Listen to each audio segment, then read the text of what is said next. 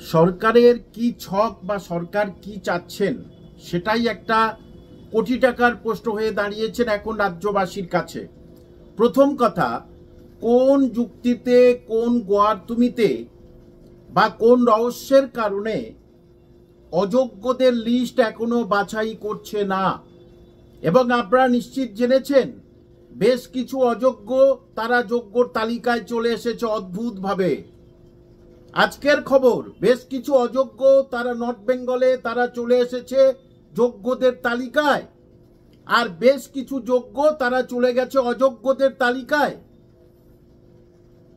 3 বছর ধরে 16 বার প্রধান বিচারপতি থেকে শুরু করে রাজ্যের আমাদের হাইকোর্টের বিচারপতি 16 বার বলেছে দুটো আলাদা করে দিন, তখন দিতে পারলেন না। আর এখন এই পরপর কয়েকদিন 8,000 হলো, 8,000 থেকে আবার দম করে চলে আসলো 10,000 অযোগ্য। অর্থাৎ কে অযোগ্য আর কে যোগ্য এর পিছনে নতুন খেলা শুরু করেছে কিন্তু এই সরকার।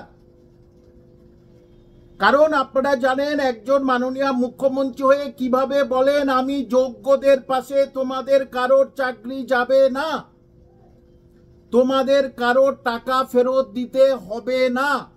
কি করে একজন মুখ্যমন্ত্রী প্রশাসনিক প্রধান হয়ে এই কথা বলতে পারেন? চ্যানেল থেকে শুরু করে পোর্টাল চ্যানেল প্রত্যেকটার ক্ষেত্রে তো আমি একই কথা বলে আসছি। এর ভিতরে রহস্যটা কি?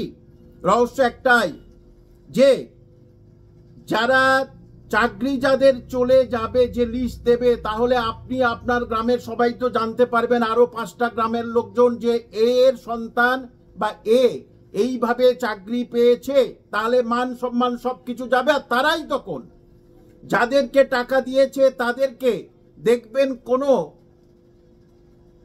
গাছ আর থাকবে না পশ্চিমবঙ্গে, প্রত্যেকটা গাছের গায়ে বেঁধে তাদের মারবে। কারণ তাদের জীবন জীবিকা সব শেষ, মান সম্মানও শেষ হবে। আর তারাই তখন বলে দেবে উপর মহলের নাম, আর তখনই সরকার খুব সমস্যার মধ্যে পড়ে যাবে। সবচেয়ে বড় খেলা হচ্ছে এটাই।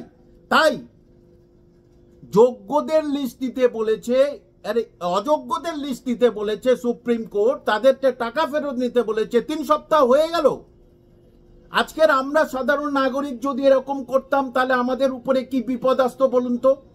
তাহলে সরকার কেন এরকম করছে? এবং কেন যারা নতুন পরীক্ষার্থী তথা যাদের চাকরি চলে গেছে কেন বলছেন না এই তারিখের মধ্যে আমি বিজ্ঞপ্তি দিয়ে দেবো, সবাই আশা ভরসা রাখো? এটা কিন্তু বলছে না। বলছে যাদের চাকরি চলে গেছে তারা আমার উপরে ভরসা রাখো। কিন্তু এই যে চাকরি হারাদের মধ্যে নানা রকম গ্রুপ হয়ে গেছে আপনারা জানেন। যারা খুব গলা ফাটিয়েছে তাদের অনেকের যোগ্য থেকে অযোগ্যর মধ্যে চলে গেছে।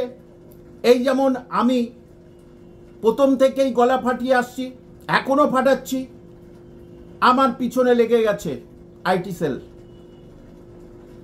সেল লেগে গেছে আমার পিছনে, সে যে কোনো পার্টির আইটি সেল হোক। আমাকে হুমকি চিঠিয়ে এসে গেছে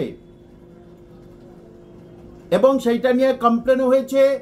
চ্যানেল থেকে আইবিতে রিপোর্ট চলে গেছে। আইবি গতকাল আমার কাছে এসে সব কিছু নিয়ে গেছে, তার ব্যবস্থাও করবে। এবং একটা বলছি, আপনারা যারা আমার খুব শুভাকাঙ্ক্ষী, আমাকে যারা ভালোবাসেন, শ্রদ্ধা করেন, তাদের উদ্দেশ্যে বলছি, এই যে চ্যানেল যেটা 1 লাখ হতে চলেছে আর কয়েক হাজার বাকি, সেখানেও গুগলের কাছে কি দিয়েছে যে উত্তেজনামূলক কথা বলছেন।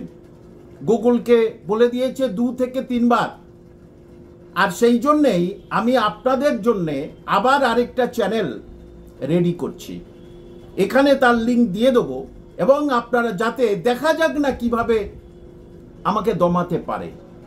কিন্তু ওই যে বললাম, আপনাদের স্বার্থে আপনাদের জীবনটাকে শেষ করে দিল, নতুন জেনারেশনটাকে শেষ করে দিল একেবারে।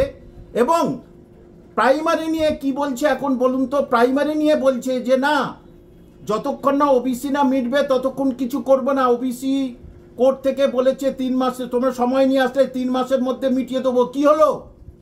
সুতরাং আমি আপনাদের বলবো মে মাসের মধ্যে আপনারা খবর একটা পাচ্ছেন, কারণ 31 মে ওখানে গিয়ে বলতে হবে যে আমি বিজ্ঞপ্তি দিয়েছি। এবং আপনারা দেখবেন, খুব সজাগ দৃষ্টি রাখবেন, দুর্নীতিভাবে যেন আবার না হয়, তার জন্যই আপনাদের আবার কিন্তু জাতি ধর্ম বর্ণ নির্বিশেষে পথে নামতে হবে, এটা আপনাদের বললাম। এবং নতুন যে আরেকটা চ্যানেল করছি কামাল স্যার স্পিচ, সেটা আপনারা খুব দ্রুত লিঙ্ক পেয়ে যাবেন, রেডি হয়ে গেছে, খুব দ্রুত লিঙ্ক হয়ে যাবেন।